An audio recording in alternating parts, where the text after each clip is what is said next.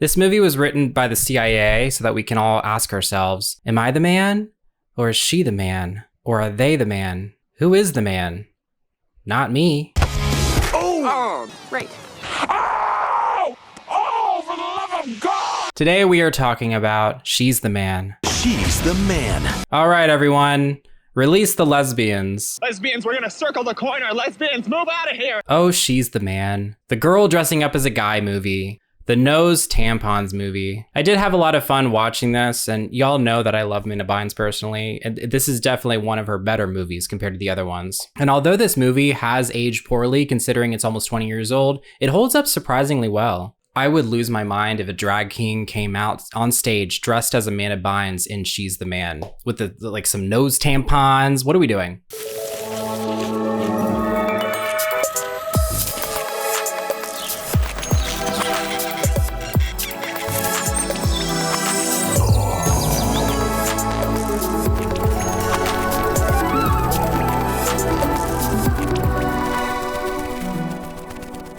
Viola is a high school student who has a passion for soccer and finds out that her school's girls' soccer team is getting dissolved because there's not enough girls that joined. This is not over. Viola demands that her coach let her and the girls try out for the boys' team, which she has met with a lot of douchebaggery. Girls here want to try out for the team. I'm not serious. The coach makes claims that girls aren't as strong as boys and this and that, as if they're not just kicking a ball around. Okay, let's be real. Girls can't be boys. Just pick it up and throw it. Y'all are stupid. Her boyfriend is the quarterback of the boys soccer team or whatever they call it, and she hopes that he vouches for her because he's seen her play, but instead he outwardly undermines her ability to play on his team because she's a girl. I think the coach said it all. So she breaks up with him. Monique, who is Viola's brother's girlfriend, gets Viola confused with her brother Sebastian. Now, Viola and Sebastian are twins. We'll get to Sebastian in a minute. God, you and your brother look scary alike from the back. Does he have your number? 1-800-BIATCH. Monique is mean to everyone. She will come back in the story later. Viola's family seems to be really rich. Her mom is dressed like Nancy Pelosi and their house looks really nice. Mom also is obsessed with Viola becoming a debutante, which is a rich young woman being marked as ready to be bought. I mean, married. Beautiful gowns from my darling debutante. There's like a whole event with dresses and gold bars. I personally find the concept to be really strange. And my rule of thumb is that if it sounds like something that Epstein would be a part of, it's probably outside of my tax bracket anyways. Viola has no interest in becoming a debutante because she is a tomboy, except no, she's not. I don't know, Amanda Bynes was almost always thrown into these roles where she presents as this not like other girls character, and she'll always eat inappropriately or act insane in public. And the act of her being obnoxious is what is supposed to make her quirky and different to build off of Amanda's really good physical comedy. But the only thing tomboy about Viola is that she plays soccer and likes to wear pants. Viola goes upstairs to find her brother Sebastian packing a suitcase to sneak out of a window. Sebastian is a bit of a bad boy. He's gotten kicked out of a few schools and he is starting a new school at an all-boys boarding high school, but has decided that he will be going to England for 2 weeks to perform with his band. Even though he already told both of his parents, who are divorced by the way, that he is staying at both of their houses, he asks Viola to call the school and find a way to cover for his absence. Absence.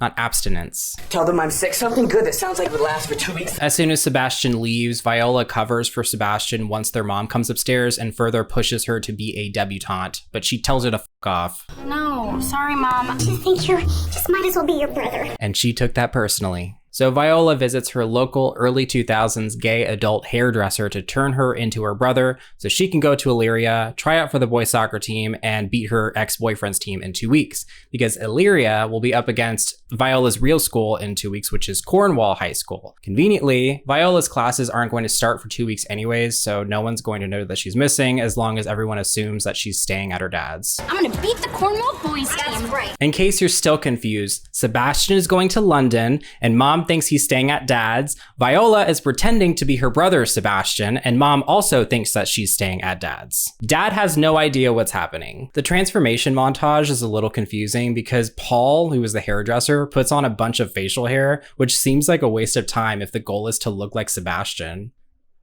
He doesn't have any facial hair. So with everything ready to go, Viola walks out the door, but is quickly stopped by her mom, who insists she doesn't stay at her dad's because she wants to spend more time with her. Viola convinces her mom to let her stay at her dad's after she lies and tells her that Monique, who is Sebastian's rude girlfriend, that she's going to teach her how to be a debutante.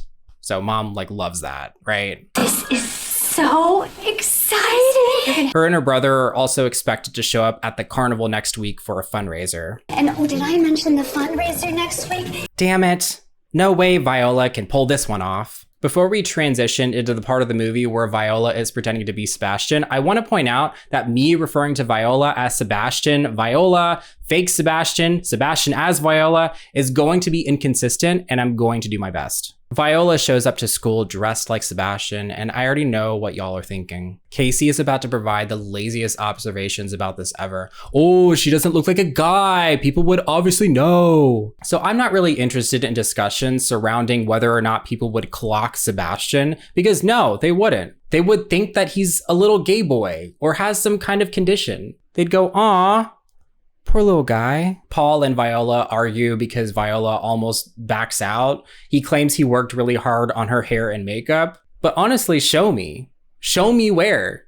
This looks like it didn't take much time at all. It wasn't until I rewatched this movie that I found out that everyone here is in high school. I honestly thought that they were in college. Viola looks like she ate some peculiar mushrooms in the forest. And the part where she walks through the boys' dormitory is the authentic gay experience being around a bunch of straight guys in school. You look around, everyone smells bad. There's a lot of yelling and body slamming. And also straight man spaces are 2 steps away from being something a lot more intimate. You know what I mean? She gets to her room and meets her roommates. One of them is Channing Tatum, and he plays Duke, our movie's love interest. Duke to me feels like a name that I would have not chosen, unless it's a nickname, because it sounds like a dog's name or maybe an entertainer of sorts. Right away, the interactions are awkward because they assume that Viola is super young, and Viola claims that she skipped a few grades, which again, I feel like is considerably the most believable part of this movie because they would buy this in real life. I skipped a couple grades. I'm brilliant. Shh. She finds out that they all play soccer too, and that there's tryouts today. As soon as Viola opens up her belongings, we have a tampon emergency. Okay, why do you have tampons in your boot? Of course, all the guys ask why she has tampons. Personally, I think teenage boys, especially in 2006, probably have never seen a tampon before. Maybe at a glance, they wouldn't have even noticed. They probably just assumed it was like candy or something. I get really bad nosebleeds. And stick right in. It absorbs right out. Wow, good one, Viola. Something as simple like, oh, those are my girlfriends. We got freaky last night. Probably would have sufficed. Tryouts don't really go as planned because Viola struggles to keep up. Now, I don't think it helps that she's wearing a wig and she's dressed for autumn, but ultimately she is assigned a second string spot on the team, which means she is going to only be sent out if someone gets hurt. Second string. So that sucks. As all the guys are getting ready to take a shower, Viola luckily gets herself out of revealing herself because the principal requested to see her meeting Sebastian. So when she gets there, she starts fooling with the filing cabinet to find her brother's file and get some information, I guess. But the principal walks in and her chest wrap gets stuck. Damn it, hate it when that happens. Hello, sir. Heard you wanted to see me. I'd like to say welcome. I think the one piece of low-hanging fruit I'm going to point out is that the dude would insist on Sebastian sitting down and not clearly looking through the filing cabinet.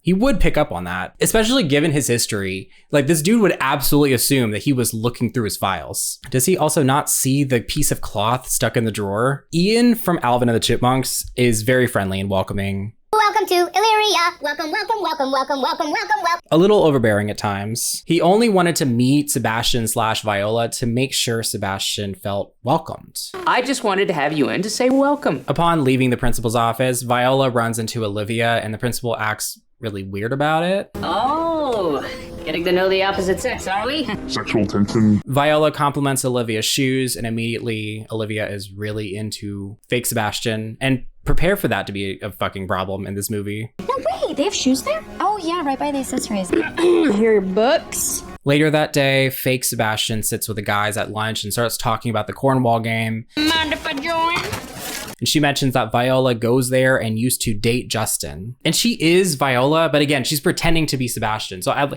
I'm sorry, because I realize that providing commentary for this movie might sound a bit confusing. For this reason, especially if you can't see shit. We learn that Duke made Justin cry once at a game. That was you?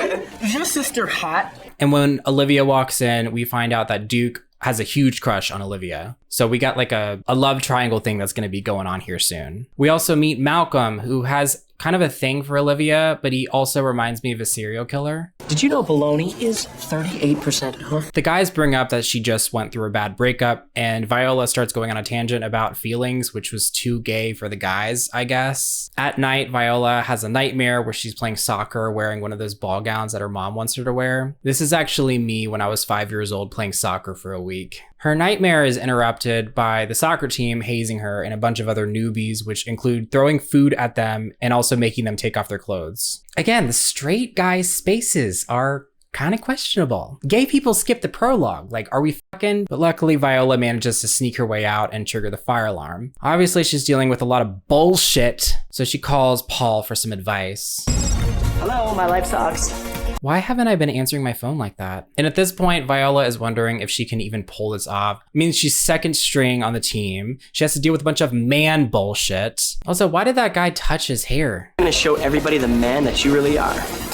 Like, what? What was the point of that? So Paul suggests Viola go to her roommate's whereabouts and have her friends pretend that they're all over Sebastian, which starts working. And Monique walks in and sees who she thinks is Sebastian, so Viola makes a run for it and ends up making a scene and breaking up with Monique. I see you for what you truly are, which is ugly. The guys are suddenly like, how is Sebastian getting all the ladies? And now all the ladies at school want to date Sebastian now. So in science class, Duke is talking to Viola about her supposed dating life when suddenly Olivia walks in and the teacher starts assigning lab partners. Fake Sebastian obviously gets partnered with Olivia, who Duke has a huge crush on. Duke gets partnered with the movie Weird Girl, Eunice, and Viola is like, oh, come on, Duke, be nice. Be nice. Yeah, she got a little something, something. Hey, I'm here for the big show. Your name, please? Would you like a free condom? I wish they made the weird girls in these movies a little bit more accurate to what a weird girl actually is. Movie weird girls are always made out to be over the top, insane, like they're gonna kill you or something. Olivia is just head over heels for Viola dressed as her brother, especially after reading lyrics that her actual brother wrote on a piece of paper that she had. Those are really good. So honest. Write songs too, Olivia. I see you through your window. So we can establish now that Olivia will not be letting go of this anytime soon. Duke grabs Viola aside and tries to work out a deal where he will train her on how to be a better soccer player and get her to first string if she manages to get him hooked up with Olivia, to which Viola accepts. You got a deal. You're the man. Actually, she's the man.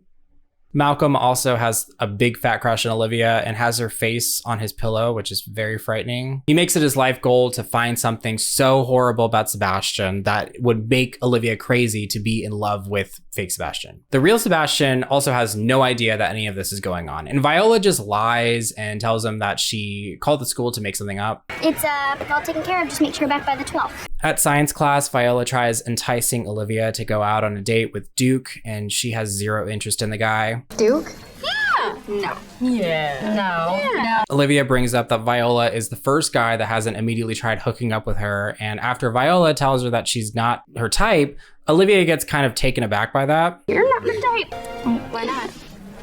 I think in a real life scenario where Olivia is convinced that this is not Amanda Bynes, she would probably just assume that he's gay. And I'm surprised that there wasn't a single time Viola ever used this as an excuse to Olivia and had her keep it a secret or something. Like, she already complimented her shoes. Eventually, Olivia is convinced to give Duke a shot because Viola insists that he's not just some dumb jock who wants to eat her for dinner. This interaction between Duke and Viola is exactly why I think Channing Tatum was absolutely perfect for this role. Who's your daddy? Huh? I got her to agree to consider you. You're halfway in, man. He's super nervous, so they do a bit of role play to get him more comfortable with talking to Olivia and talk about cheese. Do you like cheese? Yes, I like mine sassy and grilled. My favorite's Gouda. I like Gouda too. All hell breaks loose when they see a tarantula because Malcolm's tarantula escaped. I don't know if I brought that up or not.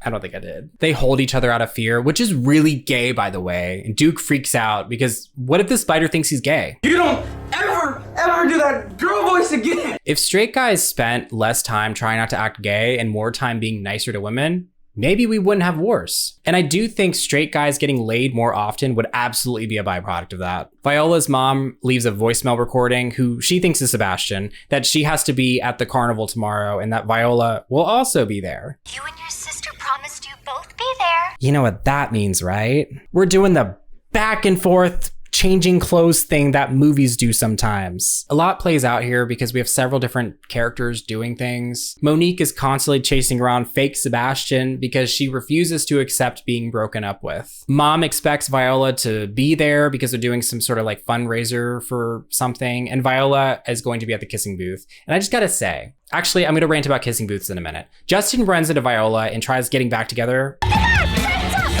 This whole scene is just crazy because she changes back into her Sebastian attire right away on the tilt-a-whirl, which is obviously seems like the worst place to do this.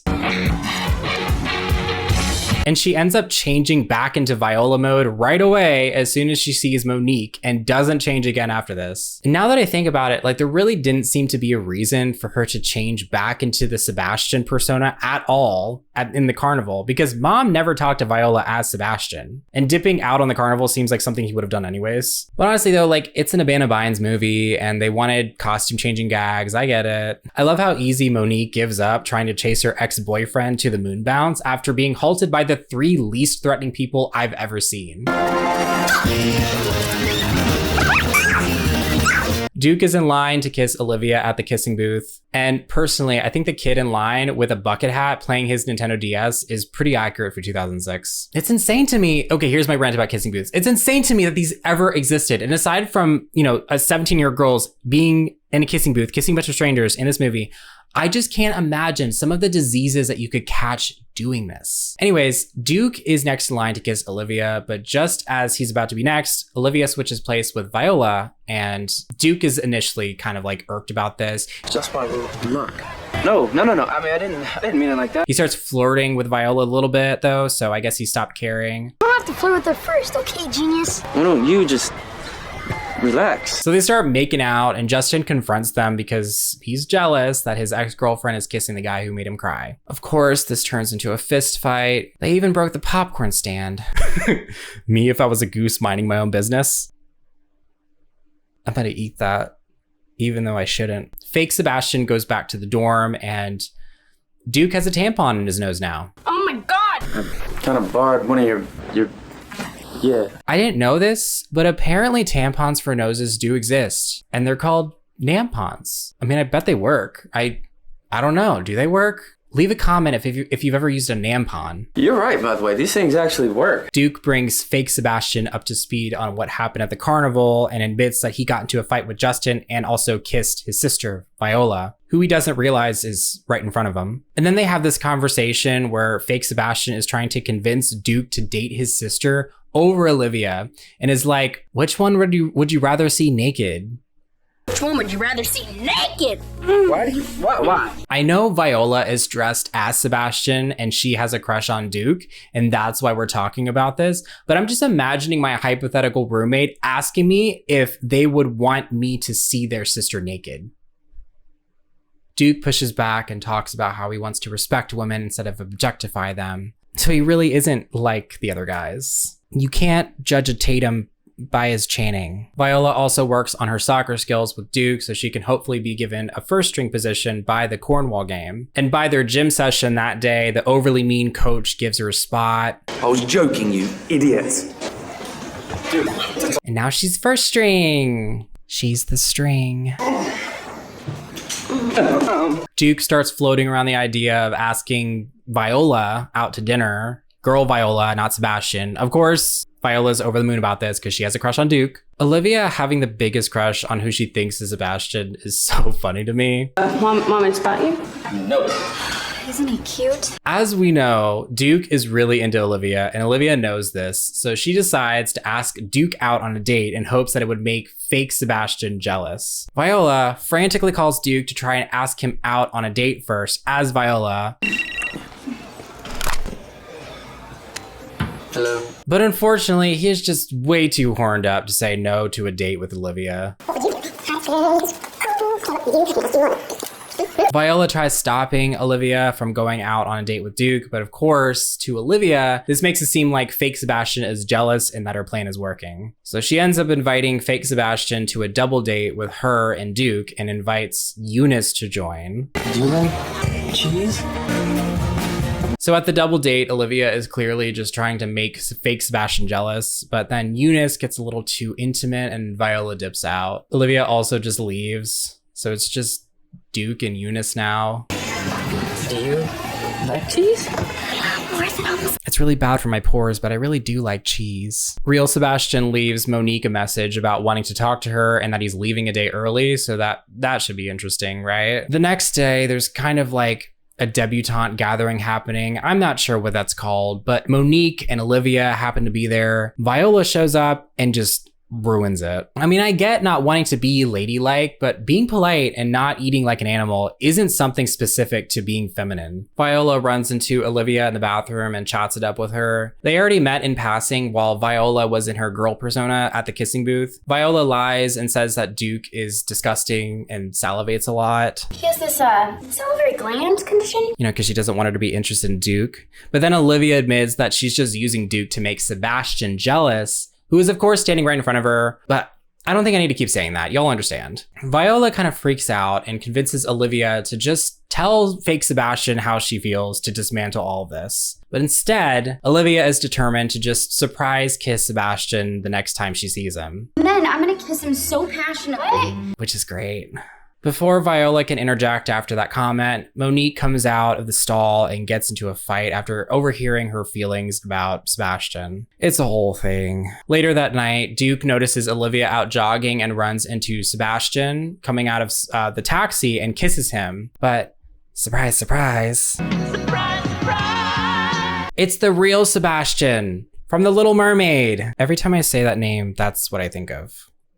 Duke obviously can't tell that this is a different Sebastian and assumes that his roommate and friend betrayed him. Monique plays the voicemail that real Sebastian left talking about leaving London early, and after putting two and two together, she is adamant about investigating. Viola goes to talk to Duke, but she is met with hostility after she is confronted about the kiss with Olivia that she doesn't know anything about because Olivia kissed real Sebastian. Duke obviously thinks that fake Sebastian is lying, and Viola makes this a bit worse by telling him that Olivia never liked him and that he should just go date Viola. She was just using you to make me jealous. Viola, she's crazy about you. Yeah, that doesn't help your case.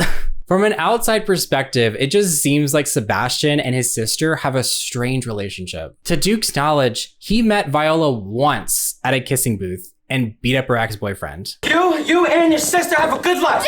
Monique quickly bangs on the door demanding to speak to Sebastian, but Duke tells her that he's not there and just gives her Viola's phone. Conveniently, Justin, who is Viola's ex-boyfriend, calls the phone, and after Monique answers it, she realizes that she actually has Viola's phone and not Sebastian's. Malcolm is highly invested in exposing Sebastian in some way because of his obsession with Olivia, so he takes the phone.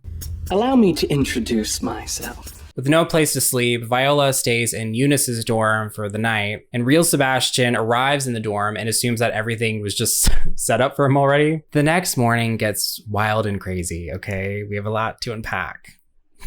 So get ready. Real Sebastian has no idea that he is supposed to be playing a soccer game, and Duke is too mad to wake him up. Principal Guy is given information about Viola pretending to be her brother from Monique and Malcolm, who both have their own separate incentives to ruin Sebastian's life. Fake Sebastian's teammates barge into real Sebastian's room and freak out for him still being in bed. I just think it's hilarious that real Sebastian just kind of goes with the flow and is like, this is weird. I guess I'm playing soccer today. Eunice purposefully didn't wake up fake Sebastian for the game because she's like insane or something. So as of right now, real Sebastian is going to play in this soccer game and just hopes it all works out. The principal tells Viola and Sebastian's parents that they need to cancel any plans they have to watch this game. They don't give them any context of what's going on because he's going to publicly expose fake Sebastian for who she really is, which I'll get to. The game starts and real Sebastian is doing terribly as expected. Viola realizes that her uniform is nowhere to be found and hides under the bleachers to find that her brother is out on the field. The principal stops everything in front of a bunch of people at a football game to announce that Viola has been pretending to be Sebastian this whole time. Sebastian Hastings is a girl. Now, obviously, this should have been done behind closed doors, but this is a movie, I guess. This doesn't really turn out as planned because this is the one time that the real Sebastian is out on the field. And even when no one believed him, he pulled his pants down. That's my boy. We're supposed to be in high school, by the way. It gets worse, don't worry. After that, Monique tries talking to real Sebastian and he just breaks up with her. Since real Sebastian is playing so poorly, he is pulled from the field and benched, which gets Viola a chance to pull him aside and bring him up to speed of what's going on. Viola finds out that real Sebastian kissed Olivia, and real Sebastian finds out that his sister has been pretending to be him this whole time. Do y'all follow? So Viola changes back into fake Sebastian and convinces the coach to let her back onto the field. Things are going fine until another altercation happens, pausing the game again. But oh no, Olivia comes running out on the field to talk to fake Sebastian in front of Duke. And this is where the entire disguise falls apart. Viola reveals herself and explains everything. People are still not convinced, so, Okay then. They just didn't need to make this about high schoolers.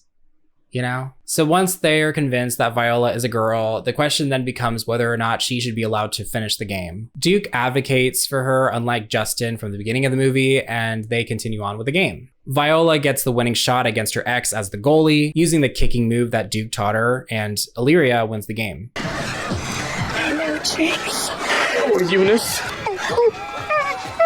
Like, is it too woke for me to think that they intentionally made the black dude get with the creepy weird girl? I think the Eunice character kind of annoys me the most because Eunice doesn't exist. It's a complete misrepresentation of what the weird girl in school is like. And then these movies will have the protagonist go, hey, we need to be nice to the freaks and losers. They're not like me, and I want nothing to do with them, but that's okay. The weird girl at school is usually dealing with some kind of mental disorder and hyperfixates on things that cool people don't like. Or like the popular kids will intentionally say or do something that they know would piss off the weird girl and then laugh when she loses her mind. Even though they won the game, Duke is still distant with Viola because he's been talking to her this entire time and hasn't realized it. Sebastian gives him a present from Viola, inviting him to the debutante ball along with some Gouda. Let's think for a second how weird this would be for Duke, okay? Because in this universe, the disguise worked perfectly. He had no idea he was talking to Viola, and what's crazier is that fake Sebastian would talk about Viola. And now after 2 weeks, he's getting a present that references a conversation with someone who he thought was an entirely different person. That would fuck me up.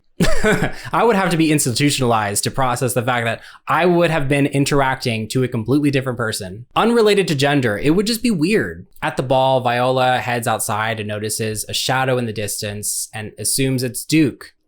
It's not. I gotta turn the sprinklers on. Sorry. But surprise, surprise. Duke is there, and their interaction is kind of weird because he says that he kind of misses his roommate. I miss my roommate. And I really liked him. He's right in here.